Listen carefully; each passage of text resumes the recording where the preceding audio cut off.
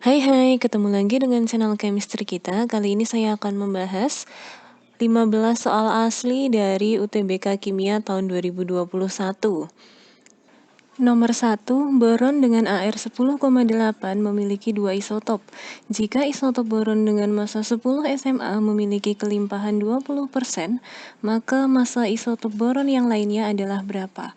Oke, untuk menghitung isotop, kita akan menggunakan rumus ARX sama dengan persen dikali massa isotop 1 ditambah persen dikali massa isotop 2. Tadi di soal dikatakan bahwa salah satu persennya itu adalah 20%. Jadi persen isotop 1 adalah 20%, maka kita bisa mencari persen isotop kedua dengan cara 100 dikurangi 20 yaitu 80%. Nah, kita tinggal masukkan Ar boronnya sudah ada 10,8, persen pertamanya adalah 20%, massa isotop pertamanya adalah 10 SMA, dan persen isotop keduanya adalah 80%. Sehingga 10,8 sama dengan 20 dikali 10 ditambah 80 kali massa isotop 2. Ini per 100-nya dari persen itu tadi ya, 20 per 100 dan 80 per 100. Nah, di sini saya akan mengalihkan 10,8 dengan 100, yaitu 1080 sama dengan 20 kali 10 yaitu 200 ditambah 80 kali massa isotop 2. 1080 dikurangi 200 sama dengan 80 dikali massa isotop 2. Sehingga 880 sama dengan 80 dikali massa isotop 2. Massa isotop 2 adalah 880 dibagi 80 hasilnya adalah 11. Sehingga nomor 1 jawabannya adalah pilihan yang C, 11 SMA. Nomor 2, diketahui struktur Lewis dari SBF3 seperti yang ada pada gambar ini. Nah, struktur Lewis SBF3 itu diberikan pada gambar di atas. Jika diketahui nomor massa B adalah 5, kemudian 6C, 7N, dan 16S, maka spesies yang memiliki bentuk geometri yang sama dengan SBF3 adalah yang mana? Kalau ditanyakan dia memiliki bentuk geometri yang sama, berarti kita harus mencari suatu senyawa yang atom pusatnya itu memiliki jumlah PeI dan PeB yang sama dengan SbF3. Nah, dalam SbF3 ini atom pusatnya adalah Sp ini ya. Yang jumlahnya 1 ini adalah Sp-nya, sehingga Sp ini adalah atom pusatnya. Nah, Sb ini memiliki pasangan elektron ikatannya ada 1, 2, 3. Nah, ini adalah pasangan elektron ikatan atau PeI, sedangkan PeB-nya ada 1 pasang. Sehingga Sb dalam SbF3 itu memiliki 3 PeI dan 1 PeB. Nah, kita harus mencari dari pilihan A sampai pilihan E yang atom pusatnya juga memiliki 3 PeI dan 3 PeB itu adalah yang mana. Jadi kita akan tentukan elektron valensi dari semua yang ada di sini, B, C, N, dan S. 5B berarti 23, elektron valensinya adalah 3. Kemudian 6C, 24 berarti 4, elektron valensinya. Kemudian konfigurasi dari 7N adalah 25. Berarti ini adalah 5 elektron valensi dari N, dan 16S konfigurasinya adalah 286. Sehingga elektron valensi dari S adalah 6. Nah, untuk NH3, atom pusat N, di sini N memiliki 5 elektron valensi. Berarti nanti kita akan menggambarkan struktur Lewis dari NH3. Atau kalau mau lebih mudahnya, N ini kan punya 5 elektron valensi. Dari 5 elektron valensi itu 3 digunakan untuk berikatan. Artinya dia memiliki 3 pasangan elektron ikatan. Nah, tersisa 2 elektron atau 1 pasang elektron. Nah, 1 pasang elektron sisanya itu adalah pasangan elektron bebas. Jadi dia ada 3 PeI dan 1 PeB. Jadi kita langsung bisa tentukan dari ikatannya seperti itu. Atau kalau kita lihat dari gambarnya, struktur Lewis dari NH3 adalah seperti ini. Jadi dia PeI, pasangan elektron ikatannya ada 3 pasang, 1, 2, 3. Kemudian PEB-nya hanya ada satu pasang, yaitu yang atas. Jadi cara cepatnya atau cara mudahnya seperti yang saya jelaskan di awal tadi. Sehingga karena NH3 ini atom pusat N-nya juga memiliki 3 PEI dan 1 PEP, maka nomor 2 jawabannya jelas pilihan A. Nah, saya akan bahas untuk pilihan berikutnya, salah satunya yang NO3-. Bagaimana kalau ada ion seperti ini, ada tanda negatif di sini. Dalam NO3- itu atom pusatnya adalah N juga ya. N itu seharusnya elektron valensinya adalah 5. Tapi di sini dia punya tanda negatif, negatif 1 artinya. Berarti negatif itu artinya dia menerima elektron. Karena dia negatifnya hanya 1, elektron yang diterima adalah 1. Sehingga elektron valensi yang ada di N itu nanti berubah jadi 6. Jadi atom pusat N akan memiliki 6 elektron nanti. Nah, kalau kita gambar strukturnya itu akan menjadi seperti ini. Agar oktet ya nanti penggambaran struktur Lewisnya yang penting. Nah, ini N itu ada 1, 2. Nah, ada 3 PEI atau 3 pasangan elektron ikatan. Jadi di sini dia ada 2 pasang ikatan tunggal dan ada 1 pasang ikatan rangkap 2. Jadi ikatan rangkap 2-nya ini tetap kita hitung 1 pasang ya. Sehingga ini tidak sama dengan bentuk geometri dari SPF3 karena dia hanya memiliki 3 PEI tanpa adanya PEP. Jadi seperti itu untuk menganalisis bentuk geometri yang sama. Selanjutnya soal nomor 3, konfigurasi elektron suatu unsur pada keadaan dasar adalah Ar4s1 3d10. Bilangan oksidasi atom unsur tersebut dalam senyawa adalah yang mana? Oke. Di sini Ar itu kita perlu ingat, Ar itu menggantikan 18 elektron. Berarti ada 18 tambah 1 19 tambah 10 totalnya adalah 29 elektron ya. Oke. Nah, di sini nomor atomnya artinya 29.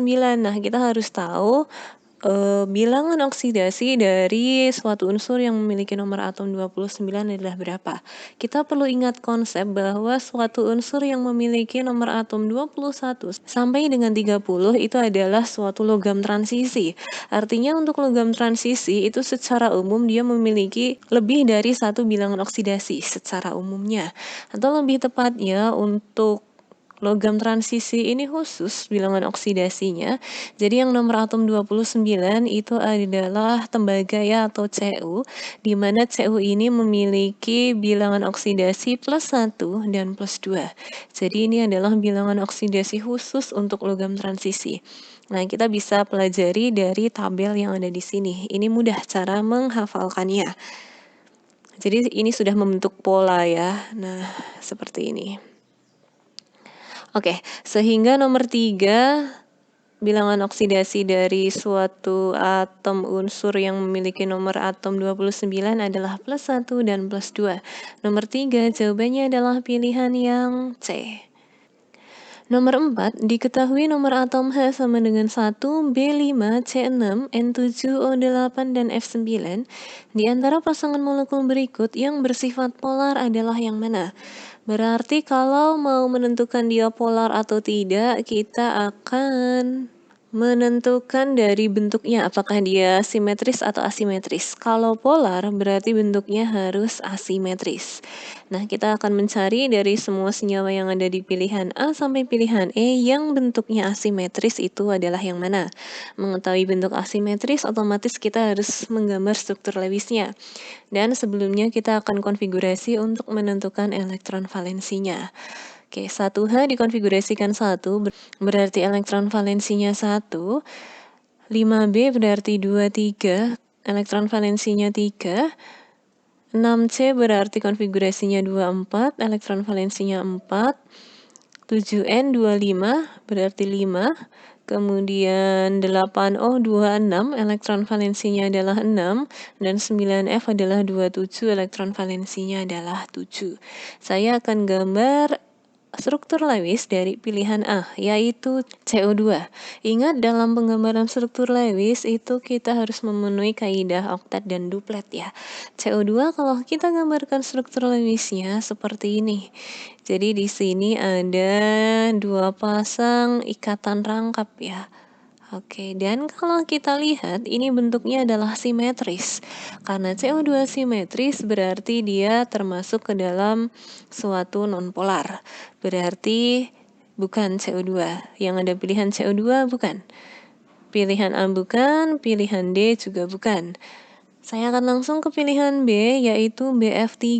B tadi memiliki 3 elektron valensi ya. Berarti BF3 seperti ini, elektron valensi dari B-nya yang ini nih. Ini 1, ini 2, kemudian ini 3. Nah, itu adalah elektron valensi dari B-nya. Kemudian F-nya kita tinggal putarkan saja mengelilingi atom pusat dari B-nya. Berarti ini bentuknya juga simetris. Nah, karena simetris berarti BF3 termasuk ke dalam suatu nonpolar. Berarti pilihan B juga bukan. Nah, saya ke pilihan C ada H2O. Atom pusatnya adalah O ya. O memiliki 6 elektron valensi dan hanya 1 elektron valensi. H2O kalau saya gambar adalah seperti ini, tapi ingat khusus dalam H2O, pasangan elektron bebas yang ada di dalam H2O ini dia akan memperbesar tolakannya. Jadi nanti struktur Lewis dari H2O akan membentuk seperti ini. Jadi nanti ini artinya elektron dari O-nya, nah yang saya merah-merah ini ya, 1, 2, 3, 4, 5, 6.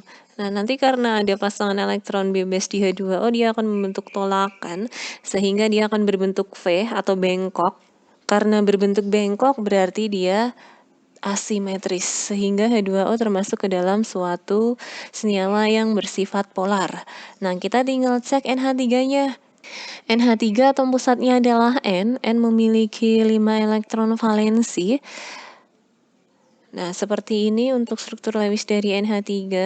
Elektron dari N-nya yang saya tandai merah. 1, 2, 3, 4, 5. Oke. Nah, ini bentuknya jelas asimetris ya, sehingga NH3 termasuk ke dalam suatu senyawa yang bersifat polar juga. Nomor 4, jawabannya adalah pilihan yang C. Nomor 5, pada tekanan dan temperatur tertentu, pembakaran suatu senyawa hidrida nitrogen menghasilkan gas NO2 dan gas H2O dengan perbandingan volume 1:1. Rumus empiris senyawa hidrida nitrogen tersebut adalah yang mana? Oke, hidrida nitrogen artinya hidrida itu dia punya atom H, kemudian nitrogen berarti N. Nah, kalau pembakaran berarti nanti dia akan selalu menggunakan O2. Jadi kita akan mereaksikan hidrida nitrogen yang kita belum tahu rumusnya, berarti kita akan tandakan NXHY. Kemudian kalau pembakaran ini tandanya ada O2. Soal mengatakan hasilnya adalah NO2 dan H2O. Nah, kemudian tadi dikatakan bahwa perbandingan volumenya adalah 1:1. Ingat, dalam suatu hukum dasar kimia, hukum Gay-Lussac dan hipotesis Avogadro itu ada ketentuan bahwa perbandingan volume itu akan sama dengan perbandingan koefisien.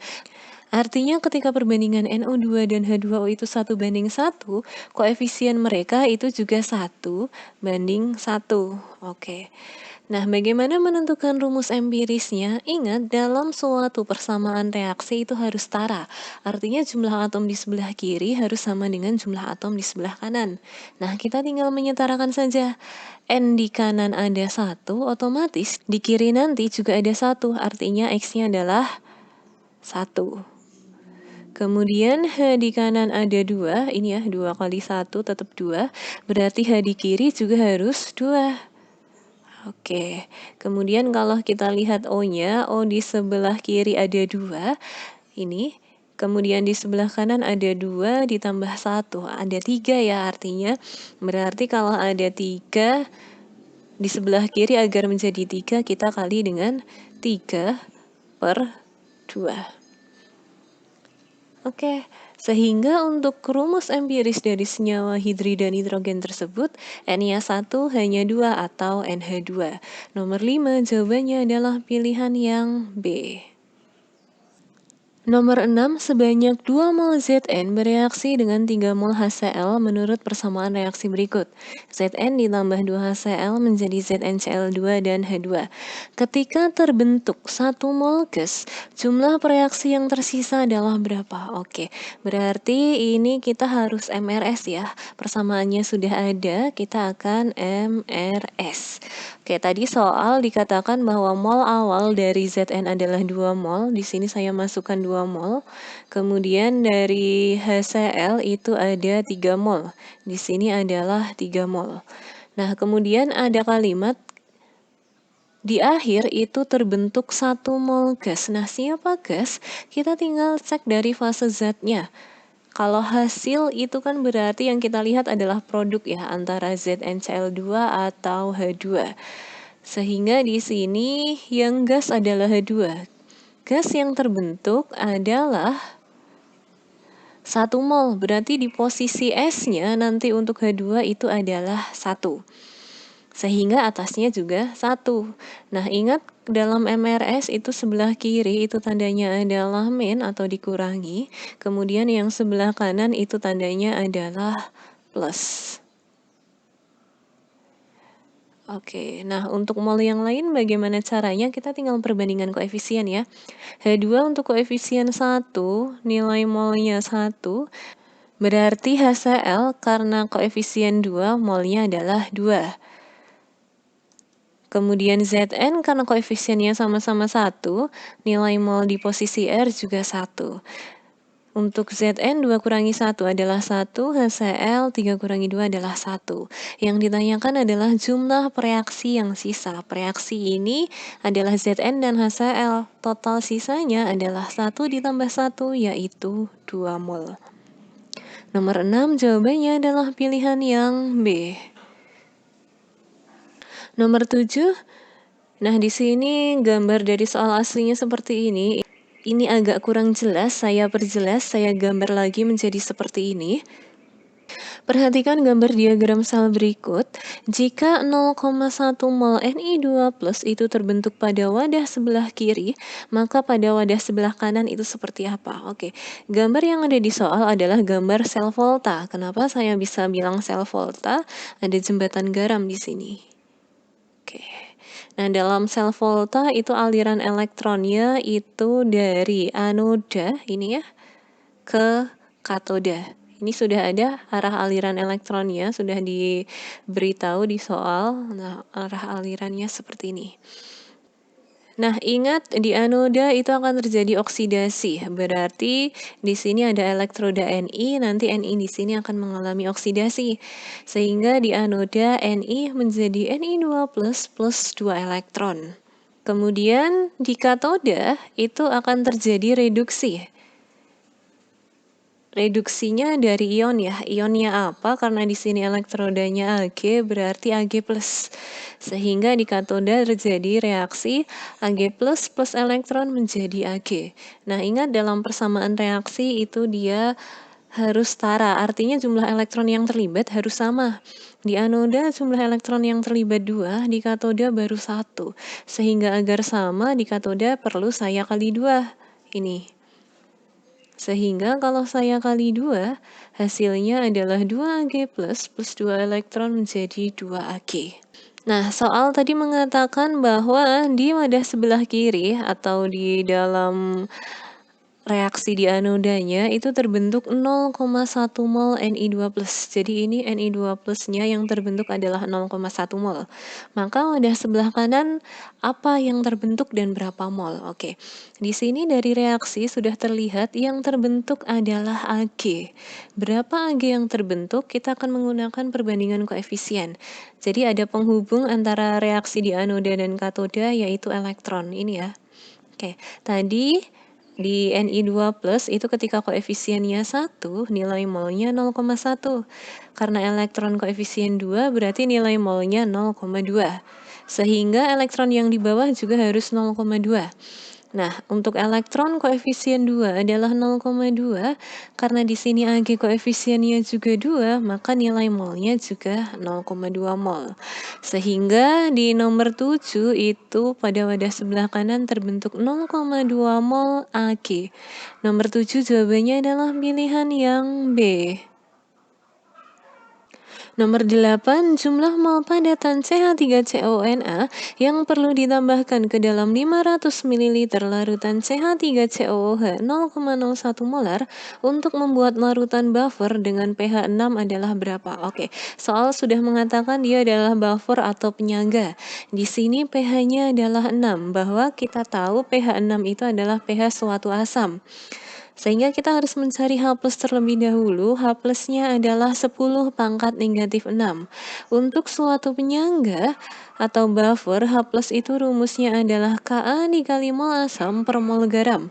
Kita harus mengidentifikasi terlebih dahulu siapa yang bertindak sebagai asam, siapa yang bertindak sebagai garam. Di sini ada CH3COOH, ini adalah asam cuka atau asam asetat, berarti dia adalah asamnya, dan CH3CONA adalah suatu garamnya.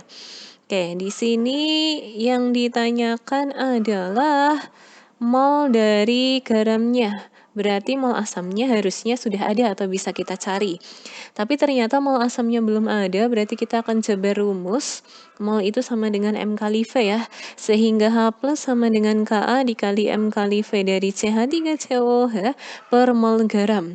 Volumenya harus dalam satuan liter, di sini masih 500 mili, kalau saya rubah ke liter menjadi 0,5 liter. Sehingga kita tinggal masukkan saja, H plusnya adalah 10 pangkat negatif 6, Ka-nya adalah 10 pangkat negatif 5, sehingga 10 pangkat negatif 6 sama dengan 10 pangkat negatif 5 dikali 0,01 kali 0,5 per mol garam. Sehingga mol garam adalah 10 pangkat negatif 5 dikali 5 kali 10 pangkat negatif 3 per 10 pangkat negatif 6. Ini bisa saya coret-coret, ini coret, nanti di sini dia tinggal 10 pangkat negatif 1. Nah, berarti 5 kali 10 pangkat negatif 3 dibagi 10 pangkat negatif 1 hasilnya adalah 0,05 atau 5 kali 10 pangkat negatif 2. Nomor 8 jawabannya adalah pilihan yang D. Nomor 9, tekanan 8,8 gram gas X dalam wadah 4 liter adalah 2 kali tekanan 7,1 gram gas klor dengan MR71 dalam wadah yang sama. Maka massa molar gas X adalah berapa? Oke, di sini kita harus tahu gas klor yang namanya klor dia punya indeks ya, indeks atau angka 2. Jadi ini adalah Cl2. Oke, karena di sini ada tekanan, kemudian ada massa, ditanyakan massa molar adalah Mr, berarti kita nanti akan membandingkan tekanan dan mol dari X dan Cl2. Sehingga Px per PCl2 sama dengan mol X per mol Cl2. Soal tadi mengatakan bahwa tekanan dari gas X itu adalah 2 kali tekanan dari Cl2. Berarti Px sama dengan 2 PCl2. Berarti untuk Px ini akan saya jabarkan nanti menjadi 2 PCl2 per PCl2. Karena mol X dan mol Cl2-nya belum ada, saya jabar rumus menjadi massa X per MRX per massa Cl2 per MR dari Cl2. Oke, di sini bisa saya coret-coret PCl2-nya, sehingga nanti tinggal 2 aja. Massa X-nya sudah ada 8,8, kemudian MRX-nya kita cari, massa Cl2-nya adalah 7,1, MR Cl2 adalah 71. Sehingga 2 sama dengan 8,8 per MRX per 7,1 per 71. Nah, 7,1 per 71 ini adalah 0,1, saya kalikan dengan 2, jadi nanti dia menjadi 0,2 sama dengan 8,8 per MRX.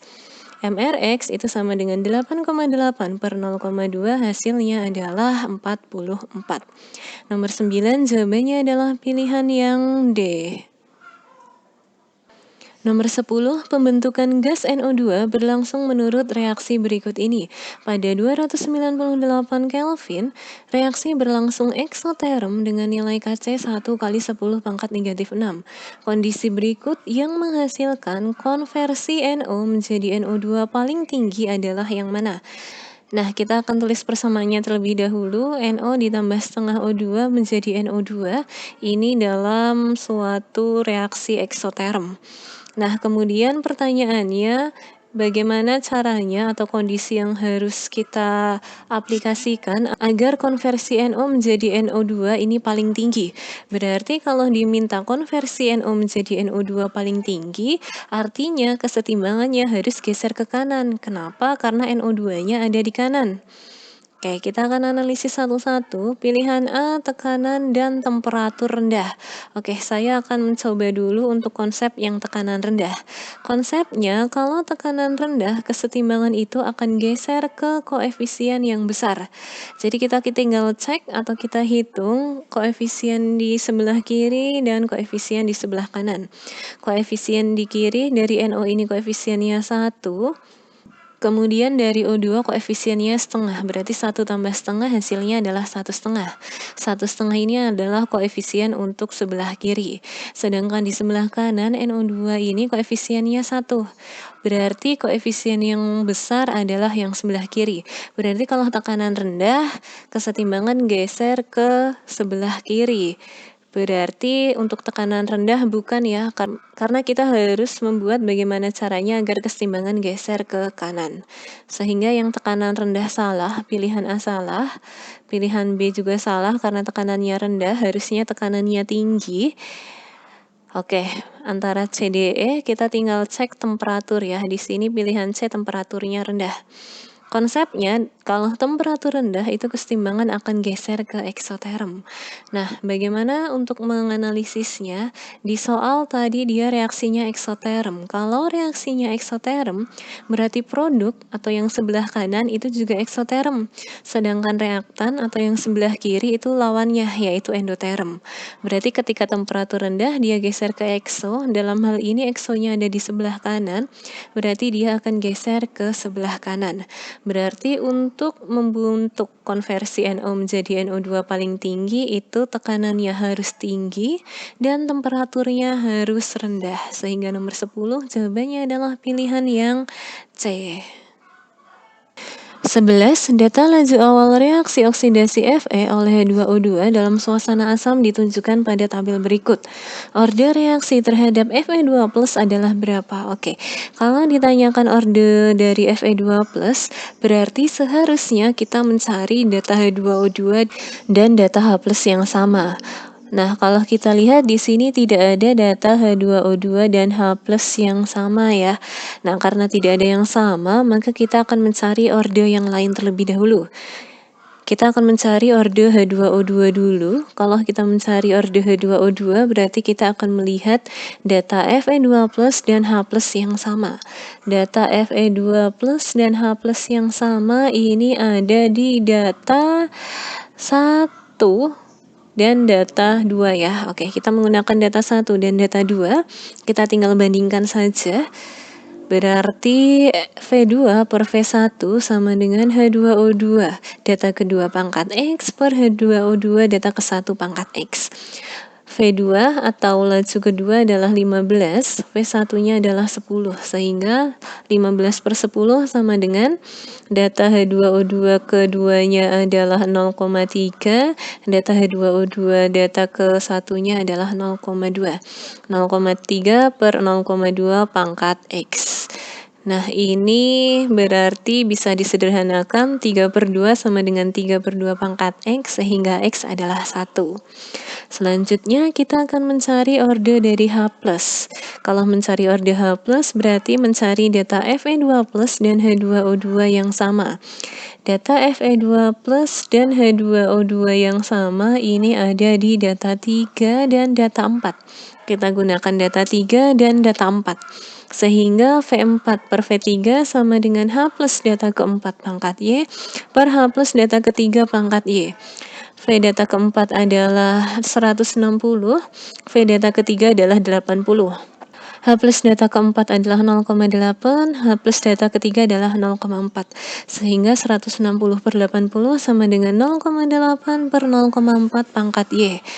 Sehingga 160/80 adalah 2, sama dengan 2 pangkat Y adalah 1. Nah, langkah terakhir barulah kita mencari orde dari Fe2+. Karena tadi data H2O2 dan H+ yang ada yang sama, untuk mencari orde Fe2+, kita bebas menggunakan data manapun, asalkan jangan menggunakan perbandingan yang sudah digunakan sebelumnya. Jadi jangan menggunakan data 1:2 atau kita bandingkan data 3 dan 4. Boleh 1,3, boleh 2,4, boleh 2,3, dan sebagainya. Nah, di sini yang akan saya pakai adalah data 1 dan data 3. Saya menggunakan data 1 dan data 3. Nah, tapi karena kasusnya tidak ada data H2O2 dan H+ yang sama, semua data akan kita masukkan, tidak seperti yang sebelumnya. Jadi nanti V3 per V1 sama dengan Fe2 plus data ketiga pangkat Z per Fe2 plus data ke-1 pangkat Z, kemudian masih dikali H2O2 data ketiga per H2O2 data ke-1 pangkat X, masih dikali lagi H plus data ketiga per H plus data ke-1 pangkat Y. Kita tinggal masukkan, V3-nya adalah 80, V1-nya adalah 10, Fe2 plus data ketiga adalah 0,2, Fe2 plus data ke-1 adalah 0,1 pangkat Z. Nah, karena tadi orde H2O2 dan H+ sudah ketemu, nah kita masukkan, sudah tidak bersimbol XY lagi, tapi kita sudah masukkan ordenya. Tadi kan ini untuk H2O2 itu 1 ordenya, X-nya, kemudian untuk H+ ordenya atau Y-nya di sini adalah 1. Jadi kita masukkan ke sini. Nah, sehingga untuk H2O2 data ketiga adalah 0,2 pangkat 1, data ke-1-nya adalah 0,2 pangkat 1 juga. H plus data ketiganya adalah 0,4 pangkat 1, H plus data ke-1-nya adalah 0,2 pangkat 1. Di sini bisa saya sederhanakan, 80 dibagi 10 adalah 8. 8 sama dengan 0,2 dibagi 0,1 adalah 2, nanti pangkat Z, kali 1 kali 2. Nah, 8 sama 2 ini kan bisa saya sederhanakan ya, ini coret, berarti nanti tinggal 4. Sehingga 4 sama dengan 2 pangkat Z, Z-nya adalah 2. Sehingga nomor 11 orde terhadap Fe2+ adalah 2. Nomor 11 jawabannya adalah pilihan yang D. Nomor 12, di sini soal dari gambar aslinya kurang jelas, saya buat gambar yang baru. Perhatikan gambar percobaan osmosis berikut ini.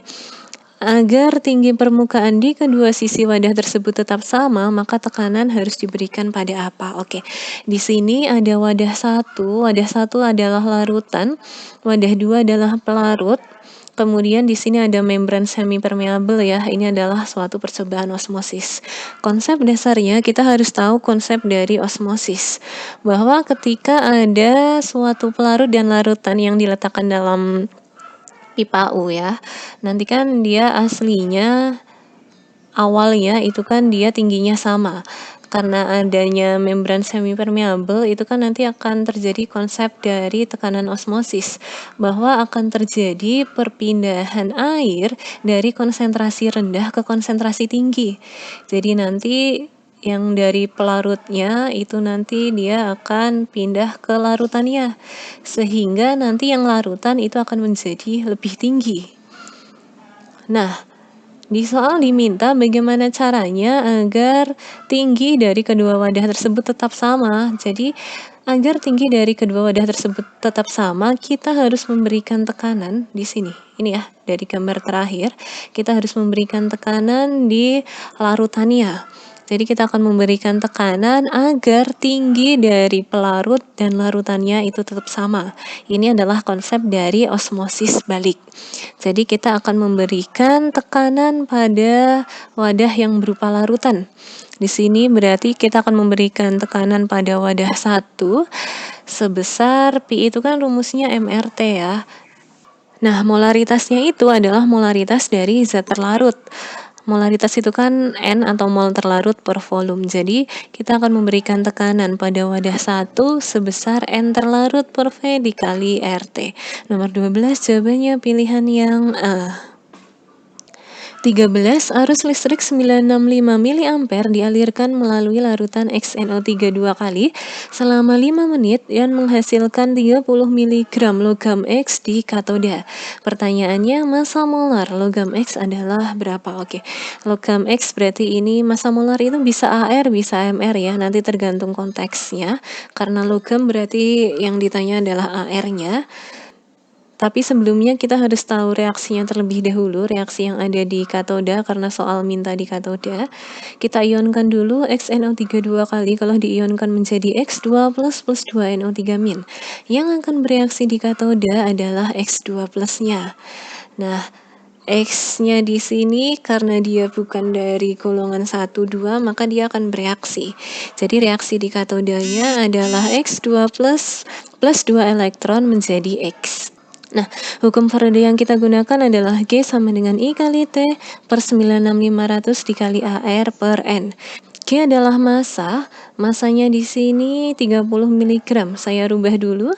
30 mg menjadi 0,03 gram, kemudian I-nya dalam ampere, 965 mA itu sama dengan 0,965 ampere, dan T adalah waktu tapi harus dalam detik, 5 menit di sini sama dengan 300 detik. Kita tinggal masukkan saja, sehingga 0,03 sama dengan 0,965 kali 300 per 96500 dikali AR, AR-nya dicari, N di sini adalah muatan dari X2 plusnya ini ya. Nah, di sini muatannya adalah 2 plus sehingga N-nya adalah 2. Oke, kita tinggal coret-coret nanti. Sehingga AR sama dengan 96500 dikali 0,03 dikali 2 per 0,965 kali 300. Hasilnya adalah 20. Nomor 13 jawabannya adalah pilihan yang A. 14. Perhatikan diagram Hess berikut ini. Pertanyaannya, perubahan entalpi reaksi O2 ditambah 2NO menjadi 2NO2 adalah yang mana? Oke, di sini kita harus tahu reaktan awalnya siapa dan produk akhirnya siapa. Di sini kan titik awalnya adalah setengah N2 ditambah O2, dia akan membentuk NO2. Atau tahap lainnya, jadi kan tahap pertama, cara pertama ini dari atas bisa langsung ke bawah. Atau cara lainnya, dari atas kita ke bawah dulu, dari bawah ini nanti kita akan teruskan ke atas. Jadi dengan kata lain, nanti delta H2 itu sama dengan delta H1 ditambah delta H3. Karena di sini yang ditanyakan delta H3, berarti delta H3 sama dengan delta H2 dikurangi delta H1. Delta H2-nya adalah min 33,8, delta H1-nya adalah min 90,4. Sehingga min 33,8 dikurangi min 90,4 hasilnya adalah plus 56,6. Nah, tapi 56,6 ini untuk 1 mol NO2. Padahal di soal diminta NO2 yang dibentuk adalah 2. Ini, 2 mol. Berarti kalau 56,6 itu untuk 1 mol N2, berarti kalau 2 mol itu menjadi 2 dikali 56,6. Hasilnya adalah plus 133,2. Nomor 14, jawabannya adalah pilihan yang B. Terakhir, diketahui struktur berikut. Ini adalah struktur dari penyusun coklat ya. Oke, perbandingan jumlah atom yang memiliki hibridisasi sp3 dan sp2 pada senyawa di atas adalah yang mana? Oke, mudah saja. Dengan syarat nanti kita harus tahu jumlah elektron di atom-atomnya ya. Nah, gambar ini kalau misal saya terjemahkan itu menjadi seperti ini. Jadi tiap ujung-ujung, tiap titik ketemu titik itu artinya dia mengandung C. Jadi di sini itu artinya ada CH3, kemudian ini juga CH3, ini aslinya di sini juga ada C, di sini ada C, di sini C, di sini C, dan di sini juga ada C. Oke, bagaimana dengan konsep sp3 dan sp2? Nah, ini adalah tabel untuk menentukan hibridisasinya. Jadi kalau total PEI plus PEB-nya adalah 2, hibridisasinya adalah SP. Kemudian kalau total PEI PEB-nya 3, berarti SP2, total PEI PEB-nya 4, itu artinya SP3. Nah, kita akan konfigurasikan dulu. 8O kalau dikonfigurasikan 26, artinya O memiliki 6 elektron valensi, dan 7N 25, berarti N memiliki 5 elektron valensi. Saya akan mulai dari CH3 terlebih dahulu ya. Nah, CH3 ini kan dia hanya punya satu ikatan tunggal ya. Kemudian dia mengikat H jumlahnya 3. Artinya ada satu garis dan 3H totalnya adalah 4. Sehingga CH3 ini adalah SP3. Kemudian untuk N, ingat N tadi elektron valensinya adalah 5. Garis yang mengelilingi N itu baru 3. 1, 2, 3. Artinya dia masih punya 2 elektron lagi di N. Nah ini 1, 2. Berarti kalau kita hitung dia punya 3 garis atau 3 PEI dan ada satu pasang elektron bebas. Berarti 3 sama 1 totalnya 4, sehingga untuk N itu hibridisasinya adalah SP3 juga. Kemudian untuk C yang ini, oke, C ini punya berapa? Ini garisnya ada 1, ada 2. Nah, rangkapnya kita hitung 1 saja. 3. Oke, karena ada 3 PEI, berarti nanti dia hibridisasinya adalah SP2. Kemudian untuk O itu memiliki 6 elektron valensi ya. Di sini garis yang di O baru ada 2. Nah, berarti otomatis dia masih memiliki 4 elektron lagi. 1, 2, 3, 4, atau ada 2 pasang. Oke, berarti kalau kita hitung ada 1 pasangan elektron ikatan dan 2 pasangan elektron bebas. Sehingga untuk O hibridisasinya karena total PEI PEB-nya 3 yaitu SP2. Kemudian untuk N ini dia sama aja yang saya jelaskan di sini tadi. Dia masih mempunyai 2 elektron atau 1 pasangan elektron bebas. Jadi nanti hibridisasinya adalah SP3. Kemudian CH3 sama seperti sebelumnya juga SP3. Untuk C yang ini, yang di bawah ini, dia sama saja yang saya jelaskan sebelumnya ini. Dia adalah SP2. O-nya, dia juga masih memiliki 2 PB atau 4 elektron ya. Oke, hibridisasinya adalah SP2. Kemudian C yang ini, karena sama dengan sebelumnya berarti SP2 juga, C yang bawah juga SP2. Kemudian untuk N, nah N di sini kan garisnya baru ada 1, 2, 3. Nah, sementara N punya 5 elektron valensi, artinya dia masih punya 2 elektron atau 1 pasang elektron bebas. Jadi totalnya ada 1, 2, ada 2 PEI dan 1 pasangan elektron bebas, sehingga totalnya 3, berarti hibridisasinya adalah SP2. Kemudian untuk NH yang ini kan ikatannya sudah ada 1, 2, dan yang dengan H berarti sudah ada 3. Artinya dia masih punya 2 elektron atau 1 pasang elektron bebas. Berarti ada 1 pasang elektron bebas dan 3 PEI, berarti totalnya 4, dia adalah SP3. Kemudian yang C ini karena rangkap seperti yang sebelum-sebelumnya, hibridisasinya adalah SP2. Atau kalau mau mudah ya, kalau dia ikatannya tunggal, itu nanti hibridisasinya adalah SP3. Kemudian kalau misal ikatannya rangkap, hibridisasinya adalah SP2. Cara mudahnya seperti itu. Sehingga perbandingan SP3 banding SP2, SP3-nya ada 5, kalau kita hitung 1, 2, 3, 4, 5, SP2-nya ada 8. SP3 banding SP2 adalah 5 banding 8. Nomor 15, jawabannya adalah pilihan yang A. Oke, cukup sekian untuk penjelasan dari pembahasan soal asli UTBK Kimia 2021. Jika ada yang mau ditanyakan, silahkan ditanyakan. See you!